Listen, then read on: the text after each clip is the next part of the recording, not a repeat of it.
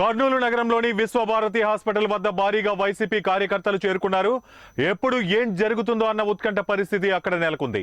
ఉదయం నుండి ఎంపీ అవినాష్ రెడ్డిని ఎప్పుడు అరెస్టు చేస్తారో అన్న అనుమానంతో పెద్ద సంఖ్యలో కార్యకర్తలు అక్కడికి చేరుకున్నారు. అరెస్టు చేసే సమయంలో అడ్డుకునేందుకు భారీ సంఖ్యలో చేరుకున్నట్లు సమాచారం. అయితే పోలీసులు కూడా భారీగా మోహరించారు. అవినాష్ రెడ్డిని అరెస్టు చేస్తే శాంతి భద్రతలకు విఘాతం కలిగిస్తుంది అని స్థానికులు పోలీసులు అంటున్నారు.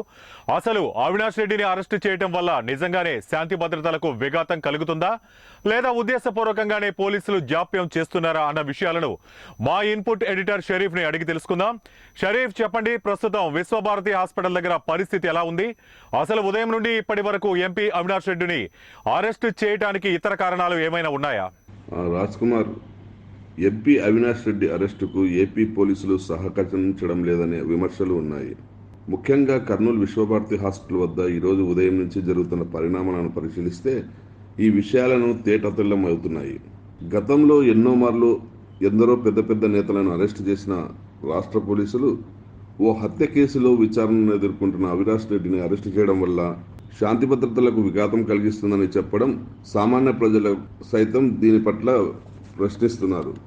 ఇది కేవలం పోలీసులు ప్రభుత్వానికి మధ్య జరుగుతున్న డ్రామా అని చెప్తున్నారు. కర్నూలు నగర పోలీసులు సైతం ఈ విషయంపై ప్రేక్షక పాత్ర వహిస్తున్నారు. నిన్న రాత్రి కొంతమంది విలేకరులు విజువల్స్ తీయబోగా వారిపై అవినాష్ రెడ్డి అనుచరులు దాడి చేసి కొట్టారు. అయితే పోలీసులు అక్కడ ప్రేక్షక పాత్ర వహించారు, చూస్తూ కూడా మిన్నకుండిపోయారు. ఉదయం నుండి కూడా అవినాష్ రెడ్డి అనుచరులు విజువల్స్ తీయబోయిన మీడియా సిబ్బందిపై బెదిరింపులకు పాల్పడమే కాక కెమెరాలు, ఫోన్లు లాక్కుంటున్నారు. అయినా కూడా పోలీసులు నిలవరించే ప్రయత్నం చేయడం లేదు. అంతేగాక వైసీపీ కార్యకర్తలు హాస్పిటల్ వద్ద భారీగా మోహరించడంతో చికిత్స కోసం వచ్చిన అనేక మంది రోగులు తీవ్ర ఇబ్బందులు ఎదుర్కొంటున్నారు.